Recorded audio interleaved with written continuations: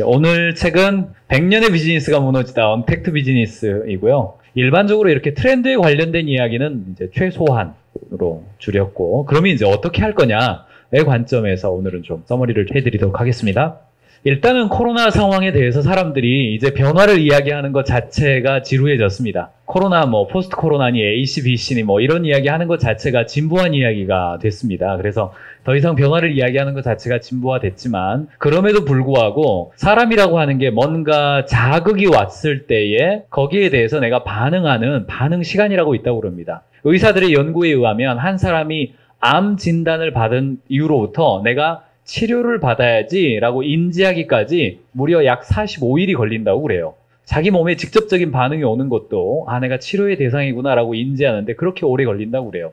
근데 이제 비즈니스의 큰 변화를 느끼는 이 코로나의 상황에 대해서 사람들이 이거 예전과 같지 않다, 이제는 계속 이 상태로 계속 가야 되는구나 라고 인지하기까지가 자기 암도 45일 걸리는데, 제가 볼 때는 1년 반 혹은 3년 걸려야 될지도 몰라요. 제일 늦게 바뀌는 데가 아마 비즈니스 흐름에 제일 느린 쪽들 있죠. 일반적으로 말하는 것들. 그런 쪽들이 가장 늦게 바뀌겠죠.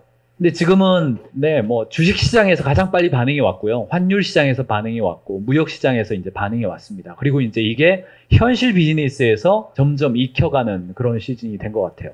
그러면 이제 이 디지털 라이프, 코로나의 상황이 오고 비대면 서비스가 증가하고 디지털 트랜스포메이션에 의해서 일하는 방식도 바뀌고 상품도 바뀌고 소비하는 형태도 바뀌는데, 그런 상황에서 그걸 기회로 만드는 거, 그 기회로 만드는 것을 어떻게 활용할 것인가, 이 주제를 담고 있는 것이 이 책입니다. 일반적으로 코로나 이후의 시대, 언컨택트 이런 수많은 책들이 시중에 가보면 나와 있는데, 그 책들의 대부분은 우리의 라이프 스타일과 사회가 어떻게 바뀔 것인가에 포커스가 되어 있습니다. 근데 그런 이야기는 이제는 그냥 너무나 많은 곳들에서 이야기하기 때문에 비즈니스가 어떻게 지금 바뀌고 있는가, 그것이 기회로 작동하는 면은 무엇인가, 이 관점에서 조금 보시면 좋을 것 같고요. 일반적으로 이런 8대 영역이라고 통상 보죠. 비즈니스 라이프 스타일의 8대 영역, 산업의 8대 영역이라고 보는데, 구체적으로 제가 읽어드리지는 않겠습니다만, 출발점부터 헬스케어, 교육, 교통, 물류, 제조, 환경, 문화, 그리고 정보에 대한 보안에 이르기까지 이런 8가지 요소에서 비즈니스의 핵심 키워드들이 이렇게 바뀌어 있다. 이 정도만 제가 언급하고 변화에 대해서는 넘어가겠습니다. 이 책의 앞쪽에서 주로 언급하고 있는 부분들입니다. 아까도 말씀드렸다시피 이렇게 바뀌었다라는 것을 인지하는 거랑 마음으로 느끼는 거, 그리고 실제로 내 행동이 바뀌는 거 오래 걸릴 겁니다. 오래 걸릴 거고요. 여기 오신 분들은 경영자분들이시기 때문에 어느 정도 이런 정보에 노출이 많이 돼 계세요. 그러니까 그렇지 얼른 받아들이는데, 조직 구성원들이랑 이 이야기를 하다 보면 감이 한참 떨어지는 거 많이 느끼실 거예요. 그 시차를 어느 정도 이해하고 가실 필요가 있습니다. 일단 이 책에서는 이 4가지의 키워드로 제가 좀 뽑아봤습니다. 챕터의 순서이기도 한데 약간 편집은 했고요. 첫 번째 이렇게 확인하고 싶은 것은 뭐냐면, 첫 번째가 이제 핑거 클릭입니다. 손가락으로 클릭한다, 이런 의미의 용어로 이 책에서는 사용을 했고, 모든 것이 원격에서 비즈니스와 거래가 이루어지는 어떤 시대, 여기에 대한 주목점이고요. 오프라인에서 온라인으로 급격하게 바뀌고 디지털 라이프가 진화되고 있다는 거, 이게 첫 번째고, 두 번째가 이제 홈 블랙홀이라는 표현을 썼습니다. 홈 이코노미, 홈 코노미 이런 표현보다 더 센 표현이죠. 집에서 다 일어난다, 밖에 나오지를 않는다. 그리고 이 세 번째가 취향 콘텐츠이죠. 개취 존중, 그다음에 부캐, 이런 단어들이 지금 뜨는 이유가 뭐냐면, 각 개인들이 가지고 있는 취향, 혹은 취향이 극대화되고 절대화되면 이제 지향이라는 표현까지 쓰는데, 개인이 가지고 있는 어떤 취향을 중심으로 헤쳐모여 하게 되는 거죠. 사람들이 취향 콘텐츠라고 하는 것이 얼마나 큰 비즈니스의 차이를 가져오냐면, 비즈니스 타겟을 설정을 할 때 과거에 우리는요, 어떤 프로토타입을 설정을 했습니다. 어떠한 카테고리에 무엇을 좋아하는 사람, 이런 식으로 설정을 했는데, 지금은 그게 계속 헤쳐모여가 된다는 이야기입니다. 이런 형태로 취향 콘텐츠 중심으로, 취향 소비의 중심으로, 취향 아이템을 중심으로 사람들이 헤쳐모여 하게 되는 구조가 됐습니다. 마지막으로 세 번째, 생산성 포커스고요. 오늘의 강의의 포커스는 좀 생산성 포커스에 좀 맞췄습니다. 이렇게 바뀌어진 시대의 조직 문화, 일하는 방식이 어떻게 움직여야 될 것이냐에 포커스를 좀 나눠서 하겠습니다. 그래서 비대면 중심의 기업 활동으로 생산성 이슈가 굉장히 부각되어 있습니다. 최근에 실리콘밸리 주택가 있죠. 실리콘밸리 가보면 회사들이 많이 몰려있는 데가 있고, 그 다음에 오피스텔이 몰려있는 데가 있고, 그 다음에 상가가 몰려있는 거 하는데, 그 역사상 최초로 오피스 지역의 월세가 떨어졌다고 그래요. 오피스 지역의 월세가 뭐 15% 경우에 따라서 30% 이렇게 깎아서 연장하고 그랬다고 그러더라고요. 그래서 왜 그러냐 물어봤더니, 사무실을 안 나오는데 공실이죠. 그러니까 깎아줘요. 뭐 이렇게 이야기를 하더라고요. 그만큼 이제 재택근무가 많고, 뭐 이렇게 되기 때문에 구글은 이미 올해 연말까지 코로나 상황과 상관없이 우리는 재택이다. 그리고 개인당 우리나라 돈으로 300만 원씩을 아예 그냥 직원들한테 아예 쏴줬대요. 쏴줬대요. 그래서 에어컨 사고 이렇게 높낮이 조절되는 데스크 사라고 아예 그냥 저희 직원들도 저희 동료들도 듣고 있는데 불리한 이야기를 했네요 제가. 아무튼 그렇게 아예 그냥 줘버렸다고 그러더라고요. 그리고 영수증 처리하고 최대 300만 원까지 그렇게 줬다고 그러더라고요. 실리콘밸리에 있는 많은 IT 기업들이 이미 그렇게 했다고 들었어요. 그러니까 출근을 안 하니까 공실이 높고 공실이 높으니까 역사상 최초로 임대료가 낮아지는 현상이 있었다고 그래요. 홈블랙홀 이야기부터 가겠습니다. 유튜브를 이용하고 있는 사람들이 82.4%입니다. 우리나라. 중복응답이고요. 그 다음에 많이 이용하는 게 네이버 TV인데 42.8%밖에 안 됩니다. 그러니까 거의 2배 가까이 수준으로 유튜브를 뭐 거의 100% 이용하고, 여기 계시던 뭐 유튜브 거의 100% 이용하실 거라고 생각합니다. 그러니까 영상의 시대가 됐기 때문에 지금은 영상 자체가 핵심이 아니라 얼마나 이 영상 안에서의 경쟁이 이제 핵심입니다. 넷플릭스가 지금 우리나라에 500만 가입자가 넘었습니다만, 넷플릭스가 지금 저렇게 오리지널 콘텐츠요, 영화 산업 그리고 미디어 콘텐츠 산업을 주도해가는 핵심 원인이 있었는데, 그게 뭐냐면 아주 높은 수준의 AI 능력이 반영된 큐레이션이었습니다. 추천 선택률이 무려 70% 가까이 나오는 거거든요. 그러니까 기존에 있었던 우리나라 OTT 서비스는 추천이라고 그랬을 때도 그냥 연관 검색을 해주는 정도였지만, 근데 이 넷플릭스라고 하는 것은 이 사람이 어떤 장면까지 보다가 멈췄는지, 어떤 장면은 반복해서 봤는지, 어떤 드라마는 빨리 넘겨서 봤는지가 다 분석이 되기 때문에, 이런 패턴을 보이는 사람들은 이런 영화를 반드시 보더라 라고 하는 게 분석이 돼서 그게 아주 높은 수준의 AI 분석이 돼가지고 추천이 되는 거거든요. 그러니까 벗어날 수가 없게 되는 거죠. 지금은 이제 콘텐츠는 무료라는 인식이 점점 사라지고 있고, 질 좋은 콘텐츠를 제공함으로써 이 저작권 수입도 증가되고 더 나은 질 좋은 서비스가 유료화 되어지는 것이죠. 유튜브가 지금은 이제 지식 채널화 되어가고 있습니다. 과거에 네이버 지식인 검색을 하면 결과가 텍스트 검색의 텍스트 결과이죠.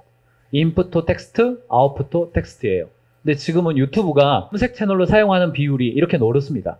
검색 채널로 사용을 하는 거예요. 특별히 이제 고객과의 소통의 방식에 있어서 어떻게 넘어가야 되느냐, 저와 여러분이 느끼는 것보다 훨씬 더 빨리 영상 콘텐츠로 넘어가야 될 겁니다. 우리는 다 글로 봐요. 아닐 가능성은 높습니다. 아닐 가능성은 높습니다. 염두에 보실 필요 있습니다. 두 번째, 핑거 클릭인데요. 손가락으로 구매가 다 일어난다는 의미이죠. 이게 지금 이제 아디다스 실제로 판매하는 것인데, 영화 같은데 보면 이제 영화를 보다가 중간에 클릭하면 이제 상품 판매로 넘어가게 되고 바로 구매할 수 있는 그런 이미지를 많이 그렸잖아요. 지금 거의 구현이 됐습니다. 네이버에서 아디다스 판매를 롯데백화점에서 했습니다. 2020년 4월 달에 아디다스 창고 털기 방송에서 뭐 46,000뷰를 기록하고 매출이 이제 2억 4천만 원, 2억 4백만 원 정도를 기록을 했는데요. 영상을 보면서 밑에서 구매가 가능한 커머스로 바로 연결되도록 만드는 거거든요. 근데 이제 이게 유튜브에서 지난 4월 달에 미국 유튜브에서요, 발표를 했습니다. 그리고 테스트도 끝냈어요. 그게 뭐냐면, 유튜브를 방송하는 사람들이 유튜브에서 영상의 이미지를 클릭하면 자기가 설정한 홈 쇼핑몰로 넘어갈 수 있도록 해주는 서비스를 시작을 했습니다. 미국에서는 지금 테스트가 다 끝난 걸로 제가 알고 있어요. 근데 이제 유튜브가 커머스를 바로 연결해가지고 유튜브 영상을 보면서 유료 광고하는 거 말고요, 직접 파는 거예요. 유튜버가 자기가 직접 물건을 파는 겁니다. 네이버 스마트 스토어에서 팔듯이 유튜브에서 물건을 파는 구조가 되는 거예요. 유튜브가 영상 플랫폼이 아니라 판매 플랫폼이 되는 겁니다. 네이버가 판매 플랫폼 가지고 있는 것처럼 똑같이요. 그리고 이것을 말로 할 수도 있고 이미지로 할 수도 있고 이렇게 되는 거예요. 지금은 그러니까 내가 물건을 팔기 위해서 상세 페이지를 잘 구성해야지, 이거 이제 생각해 봐야 됩니다. 근데 이제 유튜브가 이것을 본격적으로 서비스를 시작하면 우리나라 스마트폰 사용 인구의 82.6%가 사용하는 유튜브 안에서 영상으로 구매가 일어나게 되는 거예요. 미디어로. 텍스트를 읽을 필요가 없는 시대가 됩니다. 유튜브에다가 자기 카드 등록하면 영상 보다가 클릭 2번이면 그 신발을 바로 그냥 내가 받을 수 있는 구조가 되거든요. 그러니까 상세 페이지 작성이 필요가 없게 되는 겁니다. 왜요? 영상으로 이미 다 정보가 전달되는데 굳이 상세 페이지에서 이 신발 좋아요, 이 옷 좋아요 할 필요가 없는 시대가 되는 거죠. 저는 이게 빨리 움직이는 계열이죠. 비교적 아디다스나 이런 아이템들은 뭐 트렌드 세터들이 많이 이용하기 때문에 산업별로 시차는 있습니다. 너무 앞서가지는 마시고 취향 콘텐츠인데요. 세 번째 이야기입니다. 취향 콘텐츠를 이야기할 때 핵심적으로 이야기해야 될 것이 구독 서비스입니다. 큐레이션 서비스가 증가하는 그 첫 번째 원인은 뭐냐면 선택지의 다양성 때문입니다. 일단은 너무나 많은 선택지가 있기 때문에 내가 쇼핑을 하나 하겠다. 그래서 책상을 하나 사고 싶다 하더라도 책상 치면요. 너무나 많은 선택지가 있어가지고 그냥 너무 힘들어요. 그게 이제 1번의 문제가 있고 그 다음에 이제 이겁니다. 사람들이 더 이상 어떤 소속감과 관계를 맺는데 길게 맺고 싶어 하질 않아요. 물건을 살 때도 어떤 물건을 사가지고 내가 5년, 10년 쓰겠다? 아, 그렇지 않습니다. 취향의 문제이기 때문에 물건을 사가지고 소유하는 게 아니라 구독하다가 종료하는 겁니다. 구독을 종료하면 더 이상 그 물건이나 서비스와의 나의 관계는 종료되거든요. 그러니까 러닝머신을 내가 살 필요가 없는 거예요. 그냥 3개월 동안 구독하고 언제든지 종료시키면 되는 겁니다. 넷플릭스의 성공 요인 중에 하나가요. 언제든지 종료할 수 있어요. 약정이 없어요. 우리 통상 휴대폰 2년 약정, 뭐 휴대폰 노예 뭐 이런 표현이 있죠. 이게 다 약정이죠. 구독이 아니라 약정의 개념인데, 약정과 할부의 개념인데 진짜 구독은요. 언제든지 종료가 돼요. 펠로톤이라는 피트니스 콘텐츠 구독 서비스예요. 여기는 지금 뭐 매출이 굉장히 성장을 하는데 뭘로 시작했냐면 콘텐츠를 주는 겁니다. 피트니스를 집에서 할 수 있는 콘텐츠를 주고 그 콘텐츠를 기반으로 해서 굿즈를 연결시키는 방식으로 구독 서비스를 증가시켜 가고 있어요. 그러니까 피트니스를 잘하고 싶은 사람들이 필요한 굿즈를 연결해 줌으로써 매출이 증가하게 되는 거죠. 뭐 여기는 뭐 물건만 파는 게 아니라 향후에 보조식품도 팔고 아마 뭐 그렇게 라이프스타일에 연관된 거 다 팔 겁니다.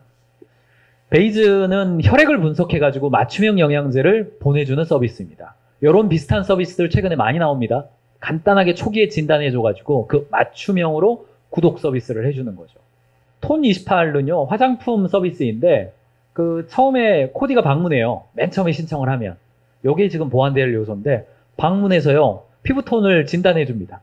그리고 그 진단이 끝나면 거기에 맞는 화장품 종합적인 것을 보내주는 거예요. 이 서비스입니다. 이런 비슷한 서비스를 최근에 막 많이 나옵니다. 이게 뭐가 가능한 거냐면 구독의 개념이 있기 때문에 가능해지는 거죠. 그냥 똑같이 어떤 물건을 100만 원인데 한 달에 얼마 내고 쓰세요를 뛰어넘어서 당신에게 꼭 필요한 걸 줄 테니 월정액을 내세요. 주정액을 내세요. 이용하세요. 이용하다가 마음에 안 들면 언제든 중단하세요. 취향을 기반으로 한 서비스, 구독화 연결되는 겁니다. 마지막으로 이제 생산성 포커스에 대한 이야기를 하겠습니다. 생산성 포커스는요, 이 책에서는 4가지 포커스로 좀 이야기를 하는데 그 첫 번째가 리더십에 관한 것, 두 번째가 데이터 민감성, 그리고 내부 생산성, 그리고 고객 경험, 이 4가지 차원으로 이야기하는데요. 리더십의 형태가 이제 달라지는데 이 책의 저자는요, 리더십에 관해서 어떻게 가장 중요한 역할을 이야기하냐면 센스 메이킹이다 이렇게 표현을 해요. 감각을 일깨워주는 거다 이런 이야기입니다. 무슨 말이냐면 아까도 제가 초반부에 말씀드렸습니다만 경영자와 리더의 역할이 지금은 사회가 굉장히 빠르게 변화하고 있기 때문에 구성원들로 하여금 사회의 변화, 인사이트 이런 것들을 구성원들이 알아차리도록 비커를 딱 쳐주는 역할을 하라 이런 이야기입니다. 센스 메이킹 하는 것이 가장 중요하다. 그래서 리더가 변화를 빠르게 읽고 판단하고 구성원들을 일깨워주는 역할을 굉장히 중요하게 관리해야 된다. 이런 이야기입니다. 이현 대표 저희 가인즈 클럽에 와서 강연을 한번 한 적이 있습니다. 가인즈 클럽 뭐 멘토이기도 한데 그 광고를 안 하죠. 광고를 안 하는데도 매니아층들이 굉장히 인기를 있는 이 가방을 만들어서 세계 3대 디자인 어워드에서 다 수상을 하고 최근에 온오프라인성에서 이야기하는데 저기도 로우 정신이라고 있습니다. 로우 정신이라고 있어서 굉장히 이렇게 회사에서 일하는 방식에 대한 강조점을 하는데 뭐 이렇게 이야기를 해요. 가방의 본질, 날것 뭐 이렇게 표현하는 게 더 정확한 표현 같습니다만 본질이 무엇인가를 계속 고민합니다. 그 본질에 충실한 기능과 디자인을 담아서 고객에게 물어보고 판매합니다. 그래서 변화하는 고객의 질문에 변하지 않는 본질을 제공한다. 이게 이 회사가 어떤 제품을 만들고 팔든지 간에 가지고 있는 어떤 센싱이거든요. 그러니까 이 로우의 이유엔 대표죠. 이유엔 대표가 가지고 있는 이 센싱이 조직 구성원 전체에 퍼지도록 하는 역할이 이 대표가 가지고 있는 기본적인 역할이라고 자기를 규정을 합니다. 그래서 날 것이 날 것 되지 않는 것을 예방하는 거, 일에 날 것을 찾는 거, 가방에 날 것, 이불에 날 것, 옷에 날 것, 최근에는 안경 사업을 하는데 안경에 날 것, 이런 것들을 찾아가는 것이 이유엔 대표의 본인의 과업이라고 이야기를 해요. 이 책에 나와 있는 센스 메이킹에 해당되는 굉장히 좋은 예라고 저는 생각합니다. 예를 들어서 우리 회사가 만약에 홈 트레이닝 기구를 만들어 파는 회사다. 그렇다면 홈 트레이닝의 본질이 뭐지? 날 것이 뭘까? 다 버리고 날 것 하나만 남긴다. 그럼 뭘 남겨야 될까? 이 질문에 답하는 겁니다. 그게 센스 메이킹입니다. 우리 회사가 언론사다. 그럼 언론사의 날 것은 뭘까? 우리 회사가 연어 회사다. 그러면 연어의 날 것이 뭘까? 다 버리고 하나만 남긴다. 그게 뭘까? 이런 질문이 이제 로우식의 센스 메이킹입니다. 데이터에 관해서는 데이터 민감성인데요. 가방을 예를 들면 가방이 팔렸어요. 근데 가방이 팔렸다는 사실은 데이터이죠. 근데 데이터 이면의 정보는 뭐냐면 뭐가 거기에 들어가야 의미 있는 데이터가 되냐면 고객이 왜 가방을 새롭게 구매했을까? 낡아서 구매했을까? 디자인이 좋아서 구매했을까? 아니면 친구가 있는 게 그게 좋아 보여서 나도 같이 따라가려고 구매했을까? 그게 데이터가 들어가 줘야 된다는 거죠. 그 데이터에 대한 민감성, 월요일 날 매출과 화요일 매출이 다르군. 월요일이니까 보복적 소비가 있겠네. 주말에 뭐 한 거 했겠네. 이렇게 보면 안 되고 월요일이 왜 높은가에 대한 데이터의 민감성을 더 증가시켜야 된다는 이야기입니다. 왜요? 지금은 디지털로 거래가 일어나기 때문에 디지털은요. 강점이 뭐냐면 다 남아요. 데이터가. 1분 들어와 있었는지 3분 들어와 있었는지 클릭을 몇 번 했는지 구매 전환 페이지 뷰가 어떻게 바뀌었는지가 다 나옵니다. 여러분들 그 데이터로 웹 디자인을 하고 있는 동료들한테 물어보세요. 다 나와요. 그러면 그걸 보고 왜 그렇게 됐는지 물어야 돼요. 지난주 월요일과 이번주 월요일은 지난주 월요일에 10개 팔렸으면 이번주 월요일에 12개 팔렸다. 그러면 일단 첫 번째 10개 팔렸고 12개 팔렸다는 차이를 알아야 되고요. 일단 그걸 알아야 되고 두 번째 왜 더 팔렸는지에 대한 대화를 나누라는 이야기죠. 왜 더 잘 팔렸는지. 신규 아이템이 들어와서 그런지 이 아이템에 대해서 고객 접촉이 늘어나서 판매량이 증가했는지 그게 데이터란 이야기입니다. 이게 데이터 민감성에 관련된 이야기인 것 같아요. 고객 경험 관점에서는요. 고객 경험 관점에서는 이거 좀 생각해 보실 필요 있습니다. 나이키가 신발 팔다가 신발의 구매 주기는 통상 1년입니다. 그러니까 신발 한 번 사고 아무리 나이키를 좋아해도 1년 기다려야 돼요. 나이키 하나에 10만 원이면 그 고객당 단가가 있습니다. 고객당 생애 주기 단가라는 게 있어요. 그래서 10만 원이고요. 10년 동안 나이키 좋아해도 100만 원이 끝이에요. 100만 원 끝. 10개 팔면 끝이었어요. 그래서 나이키가 뭐 합니까? 리테일을 하잖아요. 옷 만들었어요. 양말 만들고. 이렇게 만들었어요. 구매 주기가 3개월로 줄었습니다. 티셔츠 3개월에 한 번 살 수 있으니까. 3개월. 티셔츠 10만 원짜리 네, 분기니까 40만 원이에요. 1년에 이 사람 그 고객 한 명당 판매가 네, 10만 원이 아니라 50만 원으로 늘어날 수 있잖아요. 근데 최근에 나이키가 어떻게 됐냐면 온라인화 시켰어요. 콘텐츠화 시킨 겁니다. 그러니까 물건을 팔지 않아도 고객 경험의 주기를 더 짧게 만들어준 거예요. 뭘 만들었습니까? 나이키 플러스 만들었죠.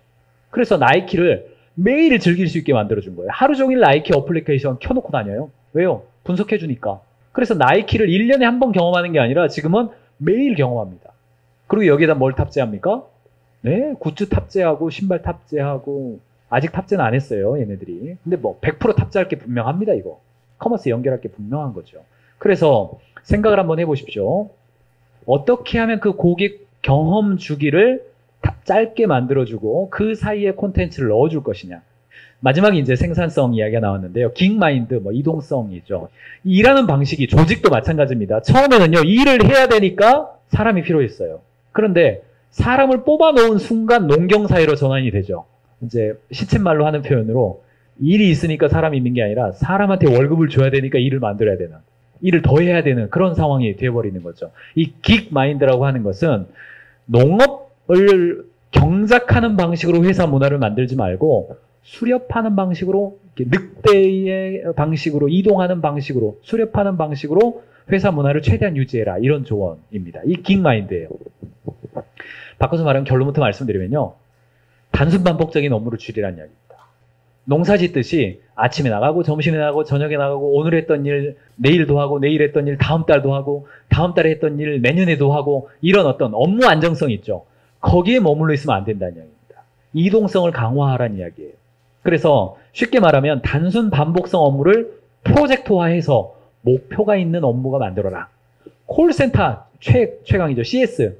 CS 이 사람은요, 지금 하고 있는 일 내년에도 할 거예요. 근데 그러지 말고 CS 센터에서 일하고 있는 사람조차도 농경을 하듯이 하지 말고 사냥하듯이 하란 말이죠. 사냥이 뭐예요? 프로젝트잖아요. 하루에 100통화 받는다. 3개월이면 왜 3,000통 받잖아요. 3,000통 어떻게 하면 잘 받을 것이냐. 이렇게 생각하게 만들라는 이야기예요. 그게 뭡니까? 그게 뭐냐면 OKR 방식이에요. 저희 가인지 캠퍼스에서 성과관리 방식으로 지금 여러분에게 계속 말씀드리고 있는 게 OKR 방식인데, 통상 한 3개월 이내에 목표를 정해서 단순 반복적인 일을 하는 사람조차도 프로젝트성 목표를 가지고 일하게 하는 방식입니다. 최근에 OKR 하우스 저희가 만들어서 보급해드리고 있고요. 현장에서 하고 있는 각 팀들이 각 팀의 OKR 제목을 정할 때 상위 목표는 어떻고 하위 목표는 어떻고 전방 고객의 목표, 후방 자원의 목표는 어떤지 고려해서 움직이시면 되겠습니다. 조직 문화 관련돼서 있는데, 조직 문화 관련된 생산성 이야기는요, 크게 5가지 영역에서 말씀드리겠습니다. 첫 번째가 고객 경험을 증가시키는 거. 두 번째가 생산성을 증가시키는 거. 세 번째, 리더십의 센스 메이킹 하는 거. 네 번째, 데이터 민감성으로 데이터 취합을 강화하는 거. 그리고 마지막 5번째, 조직 문화를 관리하는 거 되고요. 비즈니스 건강성 지표가 있어요. 예를 들면 고객 경험에서는 디지털 핵심 역량으로 고객 수, 고객 데이터, 고객 경험의 지속적인 증가를 촉진하는 서비스가 있는가? 그래서 1, 2, 3, 4, 5 좀 측정을 해보시고, 두 번째 생산성은요, 이런 질문이 있어요. 적합한 리더를 선택해서 프로젝트를 수행하고 있는가?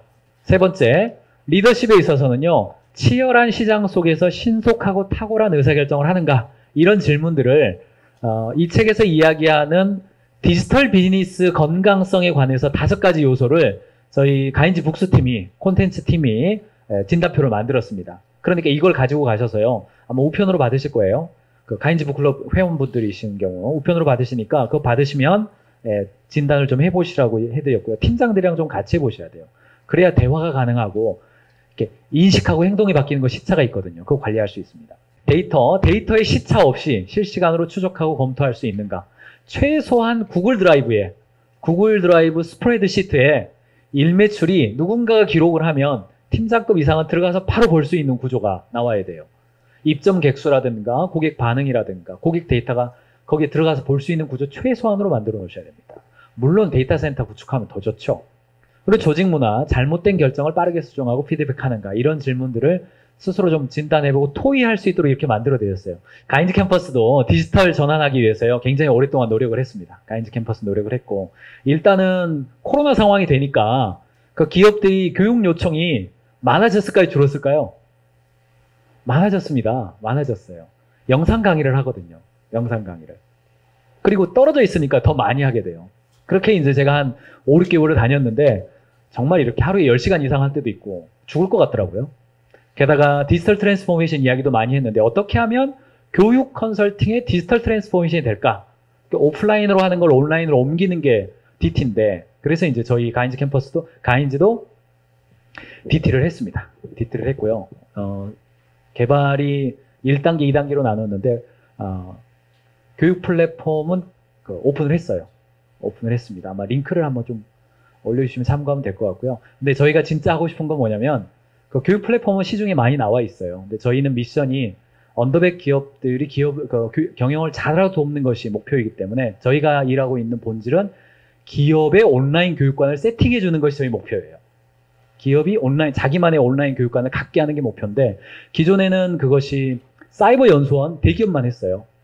그리고 뭐 휴넷이라든가 이런 데들 있죠. 그런 데는 우리 기업에 맞기 어려워요. 그 영상 콘텐츠가.